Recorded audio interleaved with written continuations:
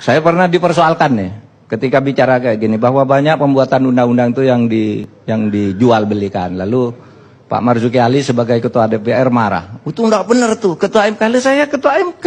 Saya bilang, saya tahu. Dan saya nyebut lalu 8 orang pada ini, 8 orang sekarang sedang di penjara. Anda tahu enggak? Anak buah Anda, saya bilang sama Pak Marzuki, sekarang di penjara. Kan menjual undang-undang, bahwa undang-undang ini akan dimasukkan pasal ini, Anda akan mendapat ini, tetapi bayar dulu ke saya sebesar 8%. Ini sekarang orangnya masih di penjara semua, Pak.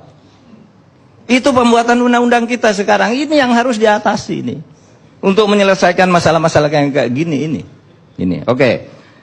Oleh sebab itu bagi saya, ancaman itu bukan 2030, itu enggak ada. 2030 hayalan. Yang nyata ancaman itu ada 4 bis yang akan menyebabkan kita ini hancur sebenarnya. 1, kalau penegakan hukum berputar-putar seperti sekarang, berarti kita sudah terjebak di dalam sebuah disorientasi penegakan hukum. Salah jalan kita ini. Disorientasi yang berjalan terus ini akan menyebabkan distrust. Rakyat tidak percaya. Iya kan? Kalau ada orang ngomong, matikan TV-nya. Bohong ini katanya. Mau ke pengadilan, nah bohong ini. Nggak percaya pengadilan. Kalau distrust ini dibiarkan terus, akan terjadi disobedience. Pembangkangan. Kalau pembangkangan terjadi, itulah disintegrasi. Bisa tahun depan, bisa tahun 2030, atau bisa tidak terjadi. Tergantung kita mau memperbaiki apa tidak ini. Soal ini semua. Nah, pada akhirnya, kalau saya melihat perdebatan-perdebatan ini seakan-akan memperhadapkan perang berat itu antara pengikut Prabowo dan pengikut Jokowi.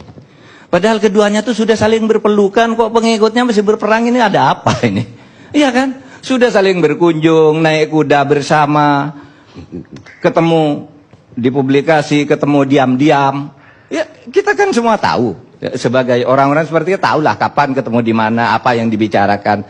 Ini malah yang di bawah ini berperang seakan-akan musuh bebuyutan, yang orang sudah rukun, yang lain bermusuhan terus. Kenapa kita tidak melihat masa baru sekarang?